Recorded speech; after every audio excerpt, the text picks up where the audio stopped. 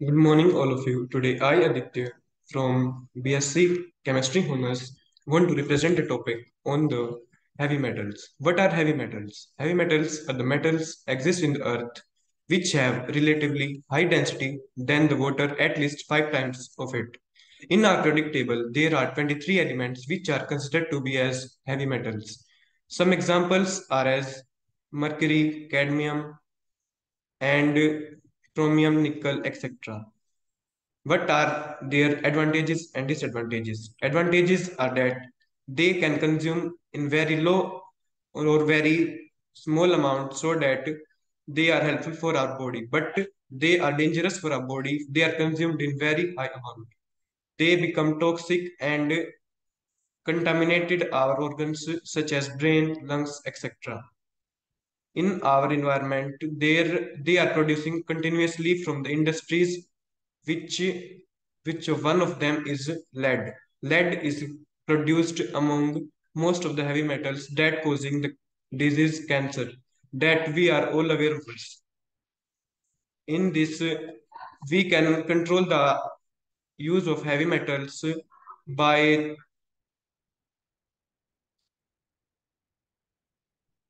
we can control their uses by some techniques such as bioadsorptions. Bioadsorption is a bulk phenomena that is same as adsorption. Due to this, plants waste or their skin or roots are used for for the for the occurrence for the removal of the heavy metals from the water that are produced from the industries.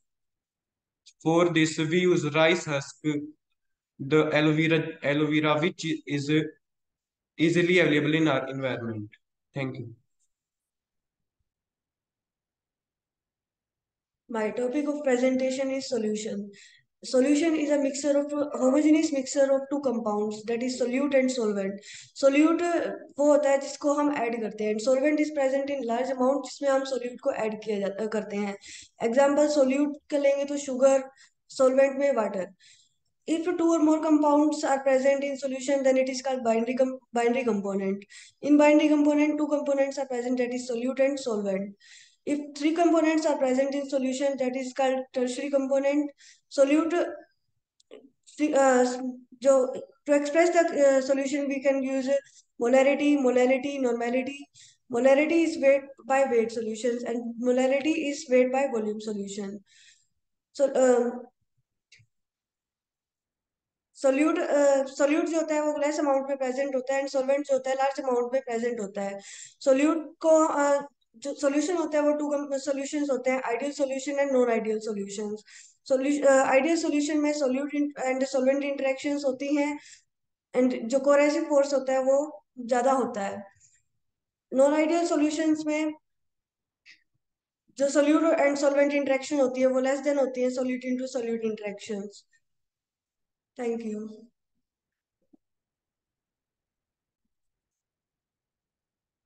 My topic is do and don'ts in the chemistry laboratory.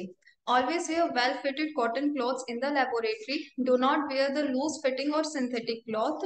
Wear a full sleeve cotton lab coat and fasten all your button. Wear the flat footwear, not the high heels. Always tie your hair before going to the laboratory.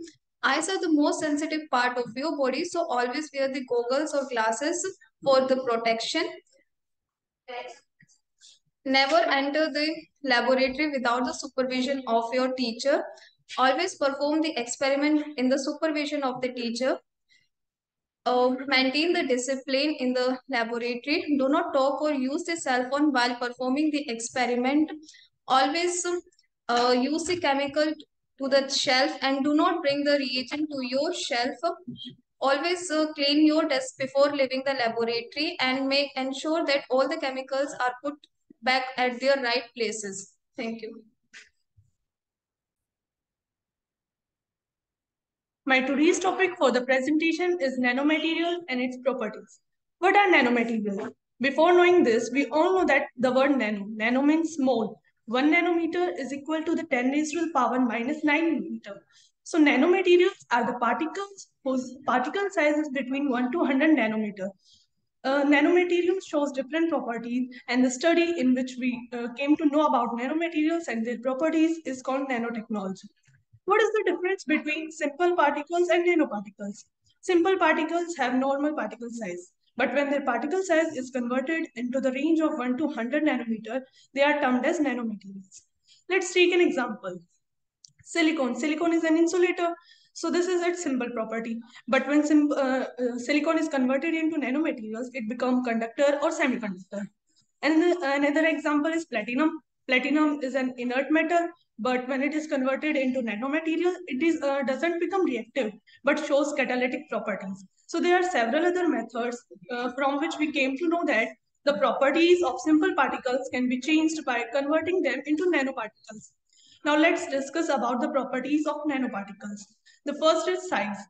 By changing the size between the range of 1 to 100 nanometer, we can change the melting point, color, odor, and solubility of the particles. Second is the composition. Composition को change करने से जिन factors पे effect आता है वो physical और chemical properties, क्योंकि composition को चेंज करने का मतलब है क्रिस्टल लैटिस, क्रिस्टल अरेंजमेंट को चेंज करना बाय एडिंग सम इम्प्योरिटीज और चेंजिंग द पोजीशन. सो इसको चेंज करने से किस पे इफेक्ट पड़ता है? फिजिकल और केमिकल प्रॉपर्टीज पे. अब थर्ड हमारे पास आता है सरफेस इफेक्ट. सरफेस इफेक्ट को चेंज करने की वजह से जिस पे इफेक्ट आता है वह सोलिबिलिटी और कैटालिटिक प्रॉपर्टीज, क्योंकि कैटलिस्ट का मैकेनिज्म पूरा का पूरा डिपेंड करता है सरफेस पे और सरफेस के एक्टिव साइड्स पे. So by changing the surface effect the most varying properties are catalytic properties. Thank you. Now I would like to thank my teachers for giving me this opportunity. Good morning, everyone. मैं अपना presentation spectroscopy पे represent करना चाहती हूँ. Spectroscopy क्या होती है? Electromagnetic radiations की मैटर के साथ इंटरेक्शन होती है. स्पेक्ट्रोस्कोपी को हम यूज क्यों करते हैं कि डिफरेंट मॉलिक्यूल्स है ना, वो डिफरेंट स्पेक्ट्रा देते हैं. तो स्पेक्ट्रोस्कोपी के हेल्प से हम डिटेक्ट कर सकते हैं कि ये कौन सा मॉलिक्यूल है. स्पेक्ट्रोस्कोपी कई प्रकार की होती है, जैसे IR स्पेक्ट्रोस्कोपी होती है, UV स्पेक्ट्रोस्कोपी होती है, NMR स्पेक्ट्रोस्कोपी होती है, वैसे rotational vibrational Raman spectroscopy. Rotational spectroscopy में क्या होता है कि मॉलिक्यूल्स है ना सिर्फ वही लाइट ऑब्जर्व करते हैं जो मैटर्स को एक्साइट कर सकते हैं, जैसे माइक्रोवेव रेडिएशंस की ऑब्जर्व करेंगे मैटर रोटेशनल स्पेक्ट्रोस्कोपी में. रोटेशनल स्पेक्ट्रोस्कोपी सिर्फ वही मॉलिक्यूल्स शो करेंगे जिनके पास परमानेंट टाइप ऑफ मूवमेंट होता है. जैसे H2 है, उनके पास परमानेंट टाइप नहीं होता है, तो वो रोटेशनल स्पेक्ट्रोस्कोपी को रिप्रेजेंट नहीं करेगा. HCl है, उसके पास परमानेंट टाइप ऑफ मूवमेंट होता है, तो वो रोटेशनल स्पेक्ट्रोस्कोपी को शो करेगा. और मॉलिक्यूल ये नहीं है कि कोई भी एनर्जी आई उसी को ऑब्जर्व करके एक्साइट हो जाता है, वो पर्टिकुलर फ्रीक्वेंसी की होनी चाहिए, वही मैटर ऑब्जर्व करके एक्साइटेड स्टेट में जाएगा. ठीक है. और वाइब्रेशनल स्पेक्ट्रोस्कोपी में क्या होता है कि मॉलिक्यूल्स वाइब्रेट करते हैं, और जिसमें मॉलिक्यूल्स में चेंज होता है ना डायपोल मोमेंट में, सिर्फ वही मॉलिक्यूल्स वाइब्रेशनल स्पेक्ट्रोस्कोपी को शो करते हैं. इनके लिए कुछ सिलेक्शन रूल भी होते हैं, जैसे रोटेशनल स्पेक्ट्रोस्कोपी के एनर्जी को हम डिटेक्ट कर सकते हैं. फॉर्मूला है उसके लिए h²/8π² IJ×J+1. यहाँ पे I शो करता है मोमेंट ऑफ इनर्शिया को और J शो करता है क्वांटम रोटेशनल मोमेंट. और अगर डेल J+1 -1 होगा ना, तो सिर्फ वही मॉलिक्यूल्स एक्साइटेड स्टेट में जाएंगे और स्पेक्ट्रा को शो करेंगे.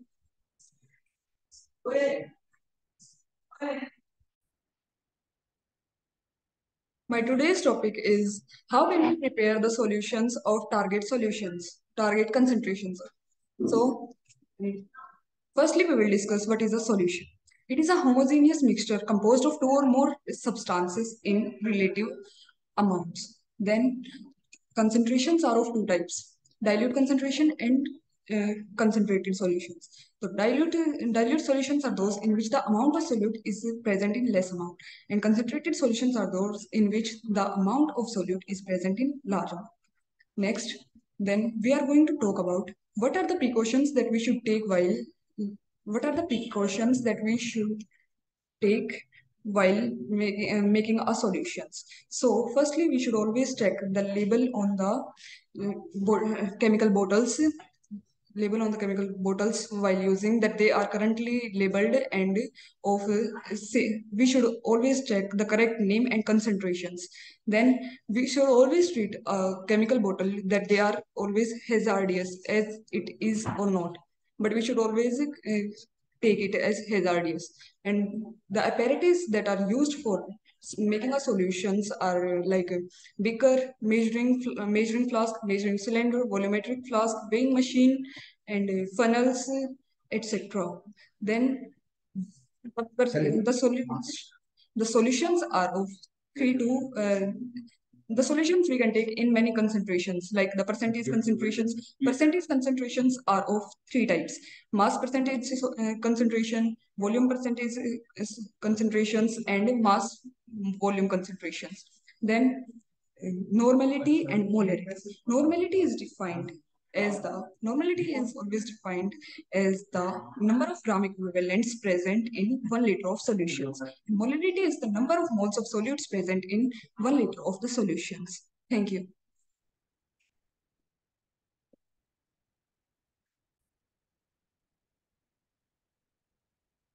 My today's topic of presentation is calibration. Now, it is a very important in chemistry laboratory. तो इसका बहुत इम्पोर्टेंस है। जो हम प्रैक्टिकल्स करते हैं केमिस्ट्री में, उनकी रीडिंग्स को भी अफेक्ट करता है। तो हम अब सीखेंगे कि कैलिब्रेशन क्या है। इसमें लेट से कोई भी हमारे पास फ्लास्क है, उस पर रीडिंग लिखी है कि वो 20 ml का है। अगर हमें क्रॉस चेक करना है कि अगर कि ये 20 ml का है, तो हम जो टेक्निक यूज करते हैं उसे हम कैलिब्रेशन बोलते हैं। इसमें सिंपल फॉर्मूला यूज होता है जिसे हम सब ने सीखा है, that is density is equal to mass by volume. हमें अब निकालनी है वॉल्यूम कि ये 20 ml है या नहीं। तो इसका फॉर्मूला बन जाएगा मास बाय डेंसिटी, और डेंसिटी हमें गिवन होती है एट स्पेसिफिक रूम टेम्परेचर पे। तो हम अब इसमें डेंसिटी ऑफ वाटर मान के चलेंगे जो हमें बुक में मिली होगी। तो अब हमें निकालना है मास ऑफ वाटर। इसको हम वे करेंगे। लेट से हमारे पास खाली फ्लास्क है, उसका हम पहले वे करेंगे और फिर बाद में उसमें वाटर डाल के जो वे करेंगे, फिर फाइनल में से इनिशियल माइनस करके जो हमारे पास रीडिंग आ जाएगी वो मास ऑफ वाटर निकल जाएगी। अब हमें फॉर्मूला यूज करना है, that is volume is equal to mass of water upon density. इसमें हम वैल्यू पुट करेंगे। अगर हमारी 20 ml आ जाती है तो मतलब हमारा फ्लास्क जो कंपनी ने बताया था कि 20 ml का है, तो वही 20 ml का होगा। अगर इसमें कुछ एरर आ जाता है, जैसे हमारी वॉल्यूम 20.1 निकल जाती है, तो मतलब ये 20.1 ml का है। Thank you.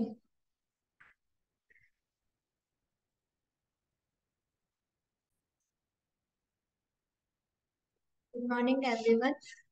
Today, the topic of my presentation is spectroscopy. Spectroscopy क्या होती है कि जब कोई भी मैटर के साथ हम इलेक्ट्रोमैग्नेटिक रेडिएशन को इंटरेक्ट कराते हैं, तो उस ब्रांच ऑफ साइंस को हम स्पेक्ट्रोस्कोपी बोलते हैं। स्पेक्ट्रोस्कोपी की हमें जरूरत क्यों पड़ी? अभी स्पेक्ट्रोस्कोपी हम इसको यूज करते हैं, क्या इसकी इम्पोर्टेंस है? हम जैसे केमिस्ट्री लेबोरेटरी में कोई भी एक्सपेरिमेंट कर रहे हैं, तो हमें लास्ट में कोई प्रोडक्ट मिला, कोई भी हमें कंपाउंड मिला, हमें नहीं पता कि वो कौन सा कंपाउंड है, तो हम कैसे पता करें? हम स्पेक्ट्रोस्कोपिक टेक्निक से उसका पता लगा सकते हैं, उसका स्ट्रक्चर बता सकते हैं, उसकी और प्रॉपर्टीज जैसे कि उसमें बॉन्ड लेंथ कितनी है, बॉन्ड स्ट्रेंथ कितनी है उस कंपाउंड में, और उसमें डाइपोल मोमेंट कितनी है, ये सब तरीके से ये सब प्रॉपर्टीज हम स्पेक्ट्रोस्कोपिक टेक्निक से बता सकते हैं। अब स्पेक्ट्रोस्कोपिक टेक्निक्स में जो हम इलेक्ट्रोमैग्नेटिक रेडिएशंस को इंटरेक्ट कराते हैं मैटर के साथ, तो इलेक्ट्रोमैग्नेटिक जो रेडिएशन होती है वो तो कॉस्मिक रेज से लेके माइक्रोवेव रेडियो वेव्स तक होती है। तो अभी हमें जिस पर्टिकुलर रेडिएशन की हम इंटरेक्ट करा रहे हैं रेडिएशन मैटर के साथ, वो बताएगी कि हमें कौन सा स्पेक्ट्रा मिलेगा। जैसे कि हमें रोटेशनल स्पेक्ट्रा जब हमें निकालना होता है, तो उसके लिए हमें माइक्रोवेव रीजन की इलेक्ट्रोमैग्नेटिक रेडिएशन इंटरेक्ट कराते हैं मैटर के साथ। तो और जो रोटेशनल स्पेक्ट्रा जो हमें मिलेगा, रोटेशनल स्पेक्ट्रोस्कोपी के लिए कुछ इंपॉर्टेंट कैरेक्टरिस्टिक्स होनी चाहिए उस कंपाउंड के पास। जैसे कि उसके पास एक तो वो जो कंपाउंड जो मॉलिक्यूल होगा वो एक रोटेटिंग मॉलिक्यूल होना चाहिए, साथ ही उसका एक परमानेंट डाइपोल मोमेंट होना चाहिए, मतलब वो पोलर कंपाउंड होना चाहिए, उसमें एक इलेक्ट्रोनेगेटिविटी डिफरेंस प्रेजेंट होना चाहिए, तभी वो रोटेशनल स्पेक्ट्रा शो करेगा। और साथ ही इलेक्ट्रोमैग्नेटिक रेडिएशन माइक्रोवेव रीजन की होनी चाहिए, और इसके साथ जरूरी नहीं है कि अगर वो मॉलिक्यूल रोटेटिंग मॉलिक्यूल भी है, उसके पास परमानेंट डाइपोल मोमेंट भी है, तो वो सारी की सारी माइक्रोवेव रीजन की इलेक्ट्रोमैग्नेटिक रेडिएशन को एब्जॉर्ब करेगा। वो तभी उसको एब्जॉर्ब करेगा जब उसकी जो रोटेटिंग मॉलिक्यूल है उसकी फ्रीक्वेंसी और आने वाली माइक्रोवेव रीजन की फ्रीक्वेंसी आपस में मैच करेगी। इस चीज को हम रेजोनेंस बोलते हैं। और जब वो एनर्जी को एब्जॉर्ब करेगा मॉलिक्यूल, तब उसमें एक्साइटेशन ट्रांजिशन शो होंगी, जिसको फिर हम स्पेक्ट्रल लाइंस के जरिए हम पहचान सकते हैं। और इससे हमें डिफरेंट डिफरेंट एनर्जी लेवल्स का भी पता चलेगा रोटेशनल स्पेक्ट्रोस्कोपी का। और जो रोटेशनल स्पेक्ट्रोस्कोपी में एनर्जी हम निकालते हैं उसका फॉर्मूला होता है h² / 8π² J × J+1। इससे हम अलग अलग एनर्जी लेवल्स की एनर्जी कैलकुलेट कर सकते हैं। Thank you.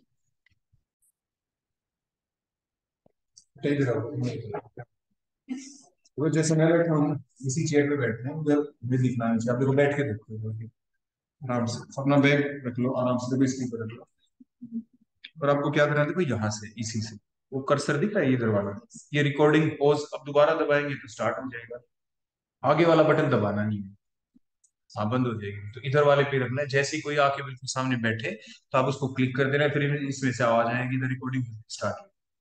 तो फिर एकदम वो बोलना स्टार्ट करेगा, पहले नहीं। अब तो पोज है ना, देखो अब पोज है, फिलहाल इट इज पोज्ड, देखो दो लाइनें है ना, पोज्ड है। जैसे ही हम इसके ऊपर क्लिक कर देंगे,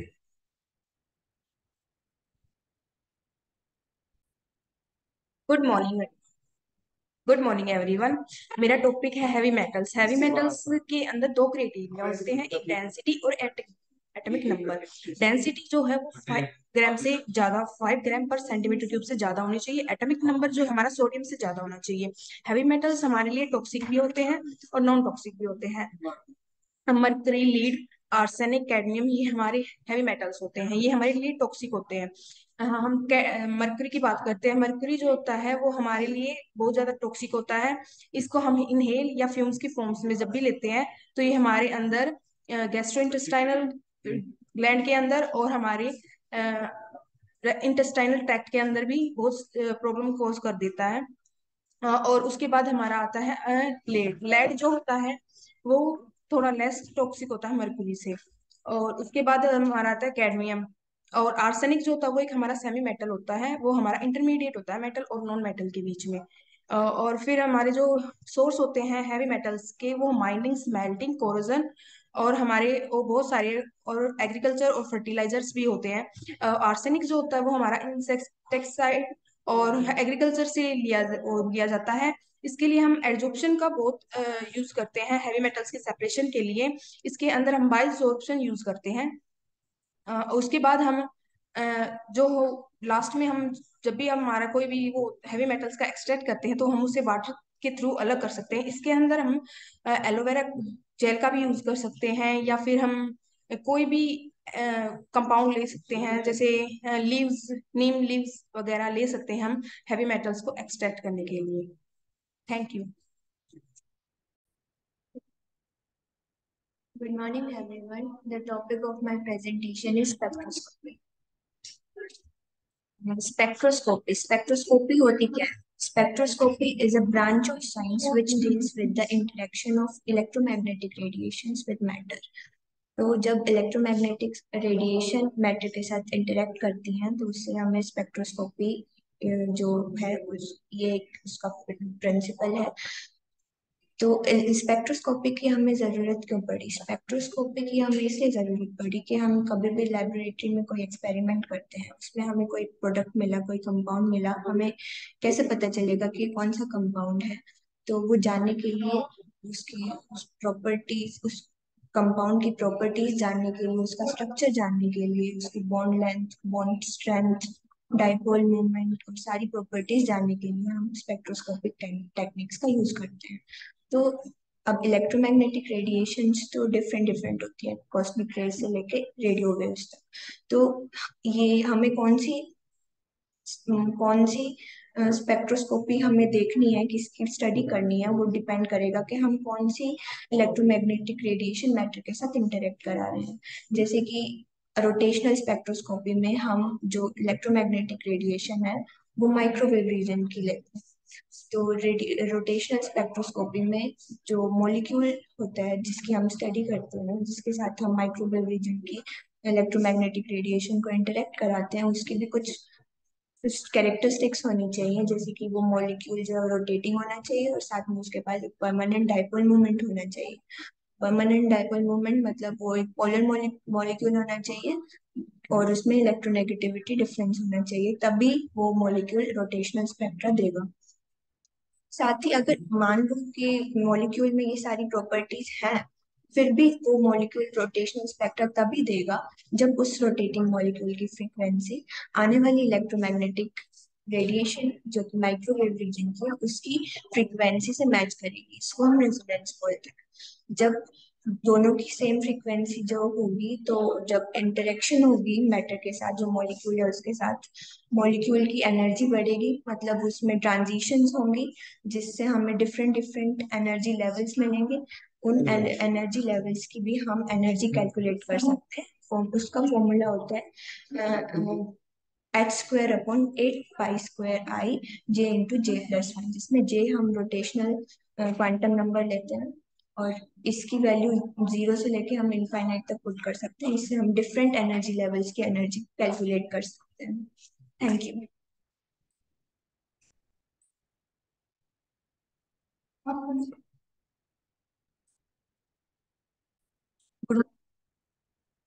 Good morning, sir. It is my own topic, solution. Solution, it is a mixture of two homogeneous substances या liquid. Solution के दो पार्ट होते हैं, solute and solvent, दोनों को मिक्स कर देंगे तो solution फॉर्म हो जाएगा। उसमें से हमें सॉल्यूशन कंसंट्रेटेड फॉर्म करना है तो सोल्यूट की मात्रा को इंक्रीज करेंगे, और डाइल्यूट फॉर्म करना है तो सॉल्वेंट की मात्रा को क्या करेंगे, इंक्रीज करेंगे। सॉल्यूशन को हमें कंसंट्रेटेड बनाना है तो डाइल्यूट से हम कंसंट्रेटेड से डाइल्यूट सॉल्यूशन फॉर्म कर सकते हैं, डाइल्यूट से कंसंट्रेटेड फॉर्म नहीं कर सकते। कंसंट्रेशन टर्म को मेजर करने के लिए हमारे पास डिफरेंट मेथड है, weight by weight, volume by volume, molarity, normality etcetera. Thank you. आज का मेरा टॉपिक है एवी मेटल्स। एवी मेटल्स क्या होते हैं? जिसकी डेंसिटी 5.0 ग्राम पर सेंटीमीटर क्यूब इंक्रीज हो जाती है। एवी मेटल्स को रिमूव करने के हमारे तरीके क्या क्या है? प्रेसिपिटेशन है, आयन एक्सचेंज है, कोगुलेशन है, और सबसे जो चीपेस्ट तरीका हुआ है बायोजॉर्प्शंस। बायोजॉर्प्शंस में हम क्या करते हैं, जो हमारे रॉ मटेरियल्स होते हैं, मान लो हमारी नीम लीफ है, उनसे हम क्या करेंगे, हैवी मेटल्स को रिमूव करेंगे। हम क्या करेंगे, नीम लीव्स लेंगे, उन्हें सबसे पहले धूप में सुखाएंगे, वो सूखने के बाद हम उसका पाउडर बना देंगे। फिर हम क्या करेंगे, उसे एक पाउच के अंदर रख लेंगे, और फिर जिस भी लिक्विड के अंदर से हमें वो हैवी मेटल्स रिमूव करने हैं, हम उसके अंदर वो पाउच डाल देंगे। मान लो हमें वाटर के अंदर हमारे हैवी मेटल्स आ गए हैं और उससे हमें वो रिमूव करने हैं, तो क्या करेंगे, उस पाउच को वाटर के अंदर डाल देंगे। उसके बाद क्या करेंगे, जो हमारे वो वाटर के अंदर हैवी मेटल्स है वो सारे उसके अंदर से रिमूव हो जाएंगे। हम उसको दोबारा भी यूज कर सकते हैं, उस पाउच को। कैसे? सेम जो टेक्निक है उसके द्वारा हम उसके अंदर जो इम्प्योरिटीज आ गई है उसे दोबारा रिमूव कर सकते हैं। हैवी मेटल्स क्या क्या? मरकरी है, लेड है, क्रोमियम है, ये सारे हमारे हैवी मेटल्स है। तो बायोजॉर्प्शन क्या है? सबसे चीपेस्ट तरीका। और ये क्यों है चीपेस्ट तरीका? क्योंकि इसके अंदर हमें कोई केमिकल यूज नहीं करने होते, तो इसीलिए बायोजॉर्प्शंस का अभी मतलब इतना यूज में नहीं आ रहा है ये तरीका, तो हमें अब मतलब इसका यूज होने लग गया है, तो सबसे चीपेस्ट तरीका है। बाकी जो तरीके हैं, प्रेसिपिटेशन, आयन एक्सचेंज है, उनके अंदर ज्यादा केमिकल यूज करने पड़ते हैं और वो ज्यादा महंगे होते हैं, इसलिए बायोजॉर्प्शन सबसे अच्छा तरीका है। माई सेल्फ इज खुशी and I am from BSc chemistry honours second year. मेरा जो टॉपिक है वो प्योरिफिकेशन है। जैसे हम जानते हैं कि जब रिएक्शन प्रोसीड होती है तो बहुत ज्यादा प्रोडक्ट बनते हैं, कुछ मेजर प्रोडक्ट बनते हैं, कुछ माइनर प्रोडक्ट बनते हैं, बट हमारा जो डिजायर्ड प्रोडक्ट है वो मेजर प्रोडक्ट होता है। तो जो माइनर प्रोडक्ट होते हैं उनको हमने रिमूव करना होता है, जो कि प्योरिफिकेशन टेक्निक से किया जा सकता है। जैसे कि हम जानते हैं कि हमारा जो ऑर्गेनिक कंपाउंड होता है या तो वो सॉलिड होता है या फिर लिक्विड होता है। तो मेरा टॉपिक है कि जो अगर मेरे पास मेरा जो प्रोडक्ट है वो लिक्विड फॉर्म में आए और उसकी प्यूरिफिकेशन करनी है तो कौन कौन से टेक्निक का हम यूज कर सकते हैं। कुछ टेक्निक हैं जैसे कि simple distillation, fractional distillation, vacuum distillation. Simple distillation क्या होता है? सिंपल डिस्टिलेशन के अंदर मैं एक एग्जांपल लेती हूँ क्लोरोफॉर्म और एनिलीन का। क्लोरोफॉर्म और एनिलीन में से एनिलीन का बॉइलिंग पॉइंट ज्यादा होता है और क्लोरोफॉर्म का कम होता है। तो थोड़ी सी हीट देने पर क्लोरोफॉर्म के तो वेपर्स बन जाएंगे और वेपर्स बनने के बाद उनको डिस्टिलेशन एपरेटस में ही उसको कंडेंस्ड कर दिया जाएगा और क्लोरोफॉर्म को अलग कर लिया जाएगा और एनिलीन को अलग कर लिया जाएगा। मतलब डिस्टिलेशन में हम वोलाटाइल इम्प्योरिटीज को रिमूव कर देते हैं और non volatile impurities as it is रह जाते हैं। उसके बाद फ्रैक्शनल डिस्टिलेशन, ये सिंपल डिस्टिलेशन की तरह ही है। फ्रैक्शनल डिस्टिलेशन में हमने एक फ्रैक्शनल डिस्टिलेशन कोलम और फ्रैक्शनेटिंग कोलम का और यूज करना पड़ता है। और जो थर्ड टेक्निक है वो है वैक्यूम डिस्टिलेशन। वैक्यूम डिस्टिलेशन जब यूज किया जाता है जब जो हमारी इम्प्योरिटीज होती हैं, जो इम्प्योर कंपाउंड होता है उनका जो बॉइलिंग पॉइंट वो बहुत ज्यादा हाई होता है या वो टूट जाता है। अगर बॉइलिंग पॉइंट बहुत ज्यादा है तो हमें पता है बॉइलिंग पॉइंट और जो एक्सटर्नल प्रेशर है उनका डायरेक्ट रिलेशनशिप होता है। अगर एक्सटर्नल प्रेशर कम हो जाए तो ऑब्वियसली हमें कम हीट देना पड़ेगा, मतलब उस सब्सटेंस का जो बॉइलिंग पॉइंट है वो कम हो जाएगा। और अगर सब्सटेंस का बॉइलिंग पॉइंट कम हो गया तो वो वोलेटाइल कंपाउंड बन जाएगा और वो जल्दी से रिमूव हो जाएगा। तो that's my topic. Thank you. Good morning. Good morning. My name is Aarti. I am from BSc Chemistry Honors second year. My today's topic is purification of solids. Solid जो ऑर्गेनिक कंपाउंड होते हैं वो generally दो form में पाए जाते हैं, solid और लिक्विड। लिक्विड की प्योरिफिकेशन करने की टेक्निक होती है फ्रैक्शनल डिस्टिलेशन और वैक्यूम डिस्टिलेशन। और सॉलिड को प्योरीफाई करने की टेक्निक तीन होती है मेनली: एक्सट्रैक्शन, सब्लिमेशन और रिक्रिस्टलाइजेशन। सब्लिमेशन टेक्निक जनरली उन सॉलिड्स को प्योरीफाई करने के लिए यूज होती है जिनमें से एक कंपाउंड वोलेटाइल होता है। तो उसमें हम क्या करते हैं, फनल के ऊपर कॉटन लगा देते हैं और चाइना डिस्क में जो जैसे अगर हमें नेपथलीन बॉल्स और शुगर सॉल्यूशन को अलग अलग करना है तो उसके लिए हम ये टेक्निक यूज कर सकते हैं। तो उसमें चाइना डिस्क में हम दोनों कंपाउंड को रखेंगे और उनको जब हीट करेंगे तो फनल के ऊपर जैसे नेपथलीन बॉल्स होते हैं वो वोलेटाइल कंपाउंड होते हैं और वो ऊपर फनल के ऊपर चिपक जाएंगे जिससे हम दोनों को एक्सट्रैक्शन कर सकते हैं। और जो एक्सट्रैक्शन और रिक्रिस्टलाइजेशन की जो टेक्निक होती है वो उन कंपाउंड को सेपरेट करने के लिए होती है जो जनरली नॉन वोलेटाइल होती हैं। रिक्रिस्टलाइजेशन में हम क्या यूज करते हैं कि हम एक ऐसा सॉल्वेंट यूज करते हैं जिसमें जो सोल्यूट है वो हॉट सॉल्वेंट में तो सोल्यूबल, और जब वो सॉल्वेंट कोल्ड हो जाए तो उसके अंदर वो डिजोल्व कम हो, और उसके बाद जब वो कोल्ड हो जाता है तो उसको हम फिल्टर पेपर से सेपरेट करते हैं। Thank you.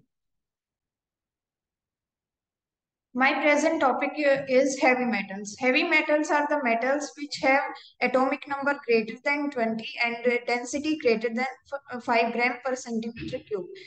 These metals have atomic weight and density about 5 times that of water. There are two types of heavy metals.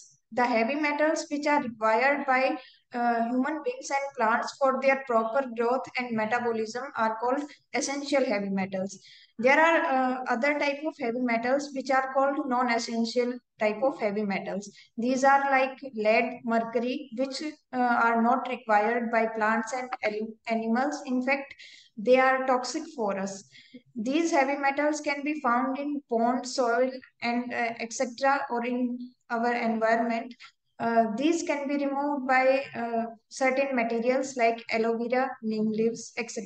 Thank you. Good morning. My presentation topic is heavy metals. Heavy metals are those elements whose atomic number is greater than 20 and their density is above 5 gram per centimeter cube. Heavy metals are broadly classified into two categories. One is essential heavy metals and another one is non-essential heavy metals like iron, magnesium, and copper are essential heavy metals which are used in the biological process of living beings such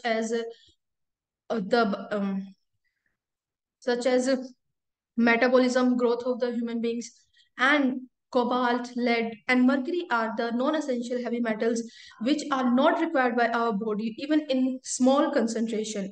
Heavy metals are mainly present in ponds and the nearby of factories because these heavy metals are released from the factory waste, and we should decompose all those waste in a proper way. There are several methods of decomposing all those things. We can use many natural things by which we can decompose all those non-biodegradable in a biodegradable way, such as we can use aloe vera, coconut husk, neem leaves, and many such things are used uh, to convert them in a biodegradable way and uh, to maintain a healthy environment. Thank you. Good morning. My name is Anshul June. I'm a chemistry honors third year. So today my topic is solution. Solution is basically the homogeneous mixture of two or more substance. Like if we take two substance, two component, it's a binary solution. We can measure the concentration of solution by various types. The first is mass percentage in method in which we can. It is mass of the solute divided mass into solution into 100. We can also measure it in the of molarity. It is number of moles of the solute divided by the volume in liters. And normality is the moles in gram equivalent divided by the volume in liters. And molality is the moles of the solute in 1,000 grams of solute. And we can prepare solutions like this by using the various concentration method that I just tested. Thank you. My today presentation topic is about the heavy metals. Heavy metals ऐसे compounds होते हैं जिनकी concentration increase हो जाती है.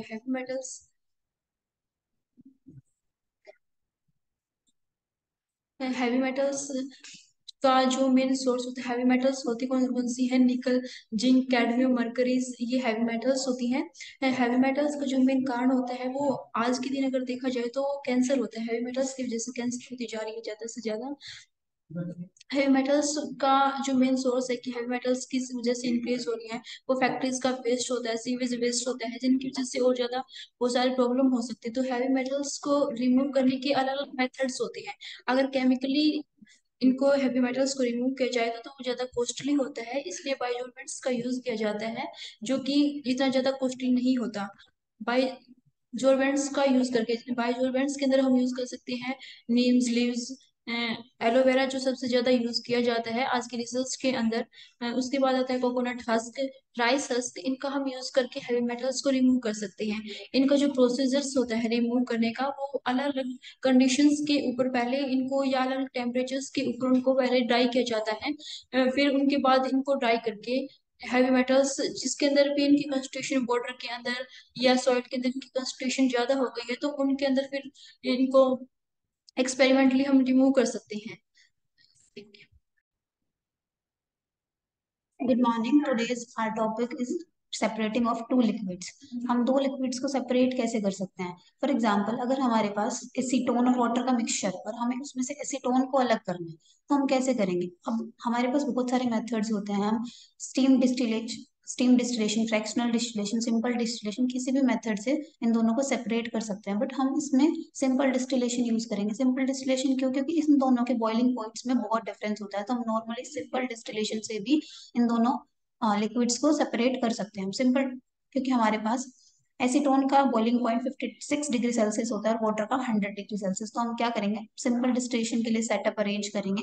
हमारे पास round bottom flask है जिसके अंदर हमने एसीटोन प्लस वाटर का मिक्सचर फिल कर रखा है. उसके साथ हमारे पास कंडेंसर अटैच है और वो कंडेंसर फर्दर एक बीकर के साथ अटैच है. तो अब क्या होगा? हम बर्नर ऑन करेंगे तो अगर हम उसको हीट कर रहे हैं मिक्सचर को तो एसीटोन के वेपर्स जल्दी बन जाएंगे क्योंकि एसीटोन का बॉइलिंग पॉइंट वाटर के बॉइलिंग पॉइंट से बहुत कम है. तो एसीटोन के वेपर बनने शुरू हो जाएंगे और वो वेपर्स क्या करेंगे? कंडेंसर के थ्रू बीकर में कंडेंस हो जाएंगे. तो हमारे पास बीकर में क्या आएगा? प्योर एसीटोन मिल जाएगा हमें और जो बचा हुआ वाटर था वो हमारा राउंड बॉटम फ्लास्क में ही रह जाएगा. तो इस तरीके से हमने क्या किया कि एसीटोन को अलग कर लिया वाटर से. तो हम सिंपल डिस्टिलेशन यूज किस लिए करते हैं? 20 to 25 डिग्री सेल्सियस का कम से कम बॉइलिंग पॉइंट का डिफरेंस होना चाहिए। उससे कम बॉइलिंग पॉइंट का अगर डिफरेंस है तो हम सिंपल डिस्टिलेशन यूज नहीं कर सकते, उसमें फिर हम फ्रैक्शनल डिस्टिलेशन का यूज करते हैं। Thank you so much. My topic of representation is solution. First of all, solution is the homogeneous mixture of one or more substances. Then also the mixture of two substances is known as binary solution. There is two types of components present in the solution. One is solvent and another is solute, and the amount the substance which is present in small amount is solute, and the present of large amount is a solvent. Then the classification of the solution is on the basis of the amount of solute present is of two types. First one is dilute solution, in which the amount of solute present is less in the specific amount of solvent, and another one is concentrated solution, in which the amount of solute present is large in the specific amount of solvent. Then the concentration of solution is measured in four major procedures. First one is percentage composition, then molality, and mole fraction. Molarity is the number of moles present in the solution, number of moles present and in the ratio of volume of solution in liters. And molarity is the unit of molarity is 1 molar. And then molality is the number of moles of solute present by the mass of solvent in kgs. And then normality is equal to the number of gram equivalent present in the solution divided by the volume of solution in liters. Thank you. Good morning. My topic of presentation is solution. A solution is a homogeneous mixture of one or more components. Solution is of two types. Solution is made up by two components. One is solute and other is solvent. Solute is that component which is present in less amount in solution, and solvent is that type of component which is present in large quantity in solution. Concentration of solution is measured by the following terms: molarity, normality, and by mass percentage. And the concentration of solution is measured. Concentration of solution is used in the two main terms are used in the solution: concentrated solution and dilute solution. Concentrated solution is that type of solution in which quantity of solute present in less amount, and in dilute solution the quantity of solvent is in high quantity. Thank you. Good morning, all of Good morning, all of you. Today, Naveen, I am here to give my presentation on a topic purification techniques in organic chemistry. सबसे पहले हमारे पास क्या आता है, हमारे पास बहुत सारी reactions तो कर लेते हैं, लेकिन मेन चीज आती है कि हम कंपाउंड में जो हमारे पास प्रोडक्ट है उसकी प्योरिफिकेशन कैसे करें। सबसे पहले हमारे पास जो प्रोसेस आता है वो आता है डिस्टिलेशन प्रोसेस। मान लो हमारे पास प्रोडक्ट क्या है, लिक्विड फॉर्म में आया है, तो हम लिक्विड फॉर्म को जो हमारे पास लिक्विड प्रोडक्ट आया है उसको कैसे प्योर बना सकते हैं, उसकी टेक्निक। तो हम क्या करते हैं, हम एक लिक्विड को राउंड टर्म फ्लास्क में ले लेते हैं और उसके बाद हम उसको हीट करते हैं। हम उसको हीट करते हैं और साइड में हम कंडेंसर लगा देते हैं। तो बेसिकली जो हमारे पास इम्प्योरिटी है, जो प्योर कंपाउंड है, उन दोनों का बॉइलिंग पॉइंट क्या होता है, अलग अलग होता है। मान लो एसीटोन और वाटर का हमारे पास मिक्सचर है। एसीटोन का बॉइलिंग पॉइंट 58 डिग्री सेल्सियस होता है और वाटर का 100 डिग्री सेल्सियस। तो जैसे ही हम हीट करना शुरू करेंगे तो एसीटोन इवेपोरेट होना शुरू हो जाएगा एट 58 डिग्री सेल्सियस, और हम उसको by the help of condenser उसको सेपरेट आउट कर सकते हैं और हमारे पास जो बच जाएगा वो हमारे पास प्योर कंपाउंड जो भी चाहिए वो मिल जाएगा। सेकंड प्योरिफिकेशन टेक्निक आती है हमारे पास सब्लिमेशन की। तो अगर हमारे पास जो प्रोडक्ट बना है वो सॉलिड फॉर्म में प्रेजेंट है, तो हम उस सॉलिड फॉर्म को कैसे प्योर बना सकते हैं वो। तो सबसे पहले हमारे पास क्या आता है, हम एक चाइना डिश लेते हैं। चाइना डिश में हम अपना प्रोडक्ट डालते हैं और जो तुम्हारे पास सॉलिड सॉलिड में प्रेजेंट है। तो बेसिकली हम क्या करते हैं, इसमें जो हम फनल लेते हैं, फनल को इन्वर्टेड रख देते हैं और फनल का जो एंड होता है उसको कॉटन से लॉक कर देते हैं और हम हीट करना शुरू करते हैं। तो जिसकी सब्लिमेशन ज्यादा जिसका बॉइलिंग पॉइंट कम होगा, जो सब्लिमेट जल्दी हो जाएगा, तो वो उसके इवेपोरेट हो जाएगा और वो फनल के जो इनर इनर इनर सरफेस है वहां पे जाके डिपॉजिट हो जाएगा। हमारे पास जो नीचे बचेगा वो हमारे पास प्योर सॉलिड कंपाउंड हमें जो चाहिए वो मिलेगा। थर्ड हमारे पास आता है क्रोमेटोग्राफी। तो क्रोमेटोग्राफी का मेडिकल साइंस में बहुत ज्यादा यूज है। जैसे कि हमारे पास कोई स्मोकर है या कोई ड्रंक है, वो स्मोक करता है तो उसकी बॉडी में क्या जाता है, नार्कोटिक्स जाती है। तो कोई भी हमारे पास लैब है, टेक्नीशियन है, वो कैसे पता लगाता है कि बंदा स्मोकर है नहीं है? तो हम क्या करते हैं बेसिकली, हम यहाँ पे थिन लेयर क्रोमेटोग्राफी या पेप्टोक्रोमेटोग्राफी यूज करते हैं। हम एक बीकर में एक पर्टिकुलर एक बीकर में सॉल्यूशन लेते हैं, सॉल्वेंट लेते हैं, और हम एक ड्रॉप लेते हैं ब्लड सैंपल की एक ड्रॉप को प्लेट पे डालते हैं और उस प्लेट को डिप करते हैं। उस प्लेट को इतना डिप करना है कि हमारे पास जो डॉट है ब्लड की, वो सॉल्वेंट के अंदर डिप ना हो, सॉल्वेंट के लेवल से, सरफेस लेवल से जस्ट ऊपर हो। उसके बाद क्या होता है, यहाँ पे दो फेसेस होते हैं, एक स्टेशनरी फेस, एक मोबिलिटी फेस। जो स्टेशनरी फेस हमारे पास यहाँ पे होगा वो पेपर होगा या प्लेट होगी, ग्लास प्लेट। और जो मोबिलिटी फेस होगा वो क्या होगा, हमारे पास पर्टिकुलर सॉल्वेंट। तो सॉल्वेंट के जो मोलिक्यूल्स है वो अब वो हमारे पास क्या मूवमेंट शुरू करेंगे, अब वो चलना शुरू करेंगे और हमारे पास अलग अलग लेयर बननी शुरू हो जाएंगे। हमारे पास ब्लड में किसी भी अमाउंट, किसी भी चीज की अमाउंट प्रेजेंट है उसकी layer.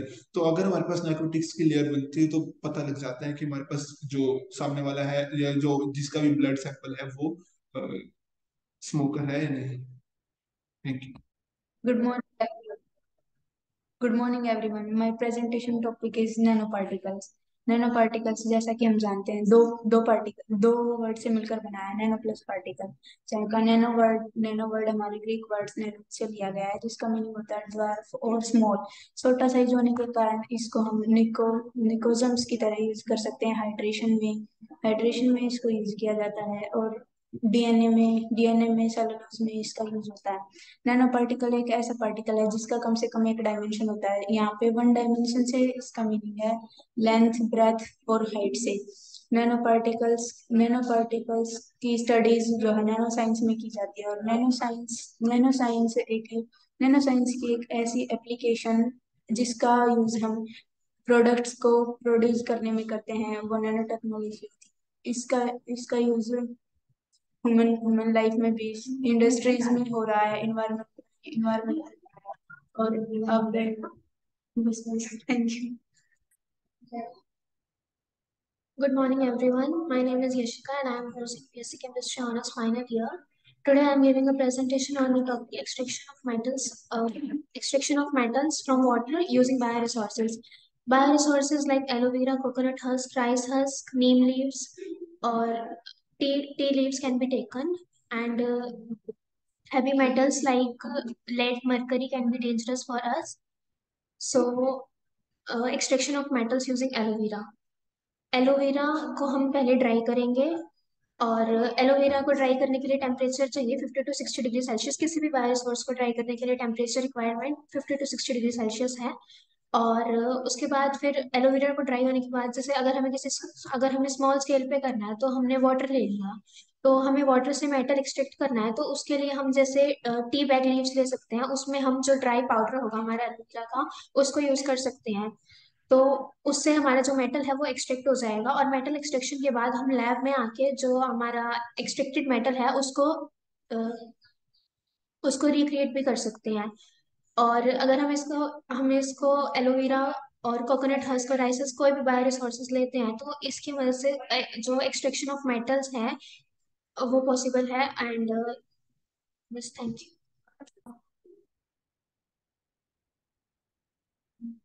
Good morning to all. My name is Ritika from BSc Chemistry Honours second year. Today's my topic is nanoparticles. Nanoparticles तीन टाइप्स के होते हैं, जो कि बहुत छोटे छोटे पार्टिकल्स होते हैं और इनकी रेंज 1 to 100 नैनोमीटर तक होती है।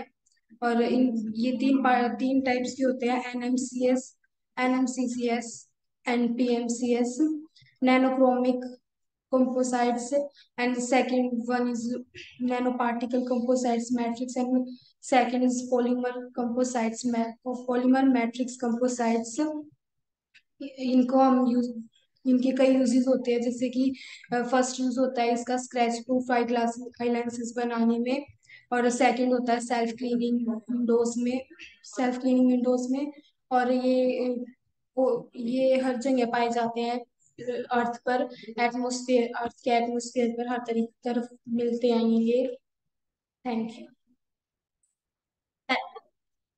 Hello everyone, I am Pragati from BSc Chemistry Honours final year. Today my topic is extraction of heavy metals from the water using bioresources. As we have example of heavy metals like cadmium, mercury and lead. Lead is trending material, heavy material present in water. We can use bioresources like rice husk, neem leaves, coconut husk, and the best bioresources, aloe vera. We can dry it at the temperature of 50 to 60 degrees Celsius, and then we can put it into water. It absorbs heavy material from the water, and we can take it into the library, and we can recreate that metal in the library. Good morning, all of you. My name is Janvi, and I am from BSc Chemistry Honours final year. My topic is solution. We will learn how to prepare a solution. First of all, we need to know what is a solution. So, solution is a homogeneous mixture containing two or more than two components. If we have a solution of two components, that solution is known as a binary solution. So, two components of a solution is the solute and the solvent. Solute is present in the small amount and the solvent is present in the large amount. Generally, we take water as a solvent because it has very high dielectric constant, due to which its solubility is high, and we can prepare a solution of different concentrations using different solutes. Thank you. Good morning, everyone. My name is Anil Malara from BSc Chemistry Honours final year. Today, my topic is nanoparticles, nanomaterials. Nanomaterials are the materials which whose distance lies between the 1 nanometer to 100 nanometers. They can be of various shapes like a circle, square, rod-like, symmetrical, asymmetrical. And this can be prepared from small cups which are heated at very high temperature like 1500 degrees Celsius to 4000 degrees Celsius. Thank you. Good morning, everyone. I am Aman Indora from BSc final year chemistry honors. Today, my topic is electrochemistry. In the electrochemistry, we will study the movement of electrons by reduction or oxidation, or we said redox reaction. In this, there are two redox reactions: direct redox reaction or indirect. Indirect redox reaction, we have the path. The work done is very small, so we will study the indirect redox reaction. In indirect redox reaction, there is two cells. We take two beakers and we proceed the reaction. In this, there are two cells, electrochemical cell and electrolytic cell. In electrochemical cell, we will study the produce of electricity via chemical reaction. And in electrolytic cell, we will study that chemical reaction by electricity, passing the electricity. Thank you. Kulpreet, I'm Kulpreet, BSc Chemistry Honours final year. Today's my topic is solution. Solution. What is solution? Solution is homogeneous mixture. Solution. If we have two components, then it is called binary solution. Solution के अंदर two types solute plus solvent present होता है. Solute जो होता है वो कम amount में present होता है, और जो सोलवेंट होता है वो ज्यादा अमाउंट में प्रेजेंट होता है. जनरली हम सोलवेंट जो लेते हैं वो वाटर लेते हैं क्योंकि वो इजिली अवेलेबल होता है. दूसरा, उसका डाइलेक्ट्रिक कांस्टेंट ज्यादा होता है. जब सॉल्यूशन से हम डिफरेंट कंसंट्रेशन ऑफ सॉल्यूशन बना सकते हैं, जैसे मोलैरिटी से, नॉर्मैलिटी से और मोलैलिटी से. मोलैरिटी से हम बनाते हैं तो number of moles of solute में volume of solution in litre, number of moles, mass upon me, molar mass. Thank you. Good morning to all. I am Karina from BSc Chemistry Honours second year. Today is my topic today's my topic is spectroscopy. सबसे पहले कि spectroscopy होती क्या है। Spectroscopy होता है कि किसी भी, it is the interaction of matter with electromagnetic radiations. जब किसी भी मैटर, कोई भी मैटर है वो इंटरेक्ट करता है किसी भी इलेक्ट्रोमैग्नेटिक रेडिएशन के साथ, तो उसको हम क्या कहते हैं, स्पेक्ट्रोस्कोपी। अब स्पेक्ट्रोस्कोपी को कुछ टाइप्स में डिवाइड किया गया है, जैसे कि IR, अल्ट्रावायलेट। अल्ट्रावायलेट में क्या होता है कि जैसे कि जो होमो एन्युलर होते हैं, हेटेरो एन्युलर होते हैं, डाइस होते हैं, उनको एक्सप्लेन करता है। उसके बाद होता है NMR, न्यूक्लियर मैग्नेटिक रेडिएशंस, जो क्या बताता है, नंबर ऑफ प्रोटॉन एंड उसकी सिग्नल क्या है उसके बारे में बताता है।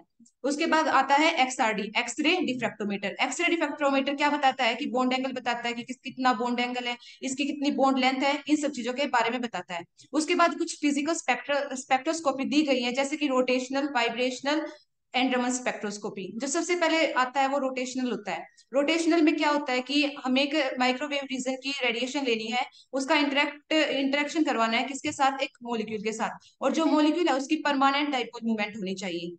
उसके बाद क्या, इसका जैसे एग्जांपल है HCl। जो H2 है उसमें डाइपोल मूवमेंट नहीं होती है, तो इसलिए इसका एग्जांपल हम H2 नहीं ले सकते, इसका एग्जांपल HCl है। उसके बाद आता है वाइब्रेशनल। वाइब्रेशनल में क्या होता है कि इसकी जो डाइपोल है उसमें चेंज हो जाता है, चेंज इन डाइपोल। एग्जाम्पल इसका HCl होता है। तीसरा आता है Raman spectroscopy. Raman spectroscopy CV Raman ने दी थी 1928 में। इसमें हम जो अल्ट्रावायलेट रीजन की रेडिएशंस को यूज कर सकते हैं। उसके बाद होता है कि जो सबसे पहले जो ये डिस्कवर की स्पेक्ट्रोस्कोपी, वो न्यूटन ने, सर आइजैक न्यूटन ने की थी, डिस्क्राइब करने के लिए कि रेनबो में जो 7 कलर्स होते हैं, व्हाइट लाइट से जो 7 कलर्स में डिस्ट्रीब्यूशन होती है, कि उसको डिटरमाइन कैसे कर सकते हैं। Thank you. Morning to all. I am Muskan from Basic Chemistry Honor, second year. My topic is spectroscopy. The instrument used to determine the structure and their properties. First is the NMR spectroscopy. NMR spectroscopy is stand for nuclear magnetic resonance, and it is used to define the carbon, hydrogen, nitrogen, sulfur, and phosphorus atoms. Second is the infrared spectroscopy. Stands for short form IR. It is used to determine the functional group. Third is mass spectroscopy. It is used to determine the mass of the compound. And fourth is UV visible spectroscopy. It is used to determine the conjugation in the compound. Sixth one is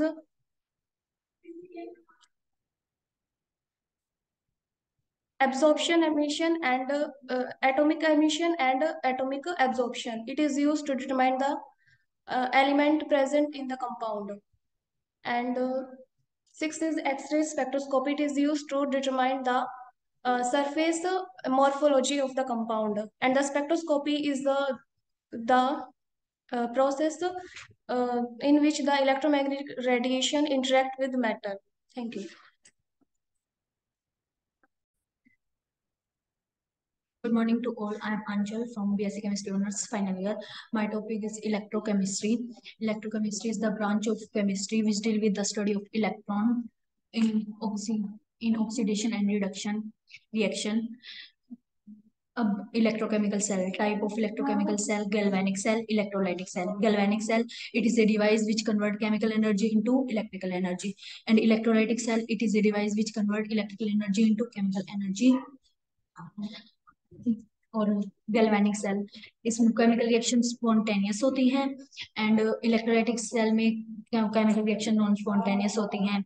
आगे galvanic cell में anode और cathode को हम different container में लेते हैं, और galvanic में, और इलेक्ट्रोलाइटिक सेल में हम एनोड और कैथोड को एक ही कंटेनर में लेते हैं।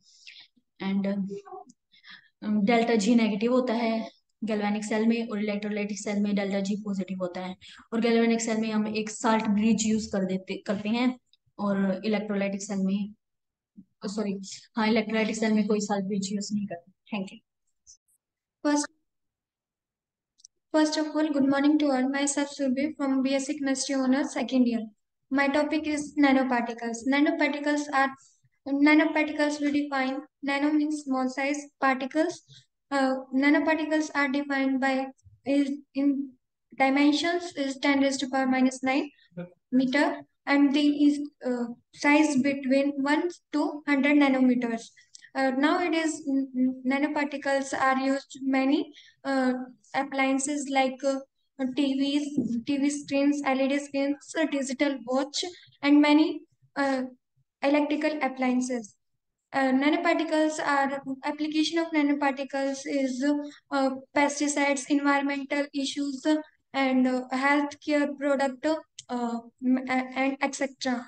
Nanoparticles have 4 dimensions: 0 dimensions, 1D dimensions, second dimensions, and third dimensions. 0 dimension are example of nanotubes, and 1 dimension is nanowires, and second dimension is nano thin particles, and for 3D dimensionals is nanoparticles.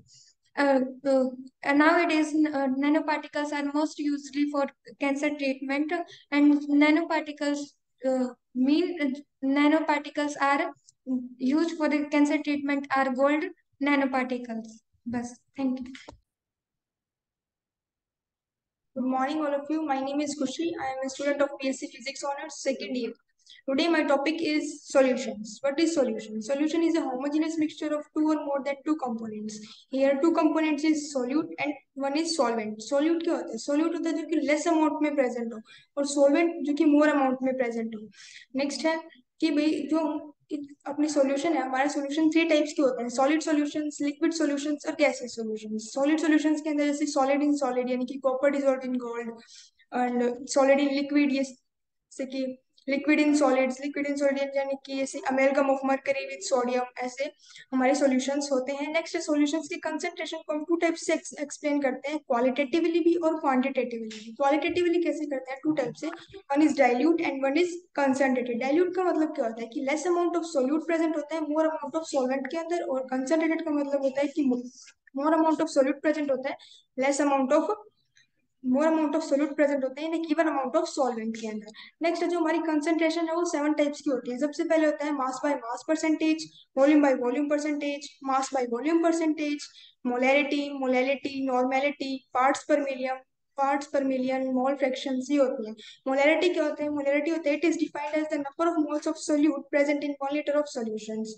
And molality क्या होता है? Molality होता है कि number of moles of solute present in a 1 kg of solvent. और जो molarity है हमारी, वो हमारी वॉल्यूम पे डिपेंडेंट होती है, इसलिए टेम्परेचर पे भी डिपेंडेंट होती है. बट जो मोलैरिटी है वो हमारी मास पे डिपेंडेंट होती है, इसलिए ये हमारे टेम्परेचर पे डिपेंडेंट नहीं होती.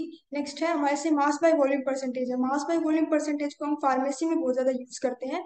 और पार्ट्स पर मिलियन में क्या होता है? पार्ट्स पर मिलियन में हम इसकी एप्लीकेशन जैसे कि वाटर है, वाटर के जो पॉल्यूटेंट्स होते हैं उसमें इसकी रिक्वायरमेंट होती है. Thank you.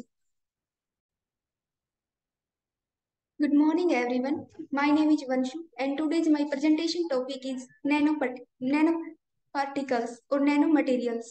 So, what are nanoparticles?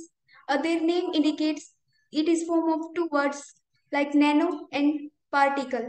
Nano means small. Therefore, those materials which have size range from 1 nanometer to 1 nanometer to 100 nanometer are called nanoparticles. Nanoparticles को हम कई टाइप से सिंथेसाइज कर सकते हैं, इनऑर्गेनिक वे से भी और ऑर्गेनिक वे से भी. those nanomaterials which are synthesized by organic way are called organic nanoparticles. and basically और नैनो मटेरियल्स के सिंथेसिस के लिए रेयर अर्थ मेटल्स का यूज किया जाता है. नैनो मटेरियल्स का हमारी लाइफ में बहुत ज्यादा ही यूज होता है, डेली लाइफ में भी, इंडस्ट्रियल लाइफ में भी, एंड आगे आने वाली जितनी भी टेक्नोलॉजी है उसमें सभी में नैनो मटेरियल्स का बहुत ज्यादा यूज होने वाला है. जैसे कि अगर हम बात करें मेडिसिनल लाइफ की, ड्रग प्रोडक्शन में भी नैनो पार्टिकल्स यूज किए जाते हैं. एंड नैनो पार्टिकल्स के पास प्रॉपर्टी होती है एंटी कैंसरस सेल को अफेक्ट करने की. और जैसे ड्रग प्रोडक्शन में इनके पास एबिलिटी होती है बहुत सारे नैनो कैरियर के ऊपर बाइंड होने की, जिससे कि ड्रग इफेक्टिवली अपना काम कर सके. एंड अगर बात करें हम इलेक्ट्रॉनिक्स और मोबाइल्स एटसेट्रा में, इन मदरबोर्ड जो है, अगर हम सिलिकॉन की जगह पे कार्बन नैनो ट्यूब यूज करें तो इससे इनकी हीट एमिटिंग कैपेसिटी भी कम हो जाएगी, जिससे हम बार बार इलेक्ट्रॉनिक्स के जो एपरेटस यूज करते हैं वो गर्म होते हैं, उसकी भी उस प्रॉब्लम हम कम की जा सकती है नैनो पार्टिकल्स का यूज करके। एंड सेकंड थिंग, अगर हम बात करें फैब्रिक्स में, तो जो बुलेट प्रूफ जैकेट्स बनाई जाती हैं उनमें नैनो पार्टिकल्स का ही यूज किया जाता है। इसलिए हम कह सकते हैं कि नैनो पार्टिकल्स की बेसिक नीड जो होती है टेक्नोलॉजी में, नैनो पार्टिकल्स की बहुत बेसिक नीड है। Thank you. Good morning. My name is Sonia. Today my topic on heavy metals. What is heavy metals? Heavy metals are those elements whose atomic number is greater than 20 and high density. Heavy metals are toxic to human health. Indoor concentration of heavy metals is generally less than outer door concentration. Properties of heavy metals.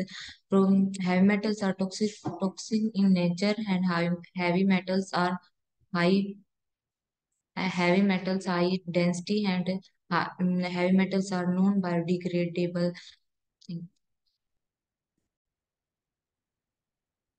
Good morning, everyone. My presentation on the topic of heavy metals. Heavy metals are the elements with the atomic density greater than 6 gram per centimeter cube. Heavy metals are abundant in nature and naturally occur 99 heavy metals.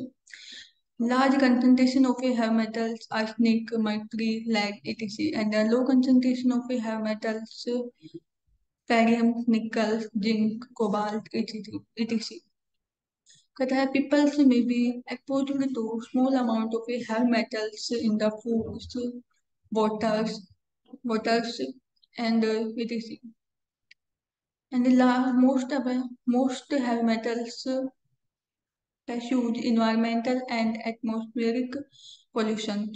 Then most heavy metals becomes a toxic effect by mixing with environmental elements such as soil, waters, humans, and living organisms. At a high level of heavy metals affect the soils by pollutions, and it decreases the crop productions and crop areas, and to them to decrease this problem by the help of a nanoparticle. Thank you.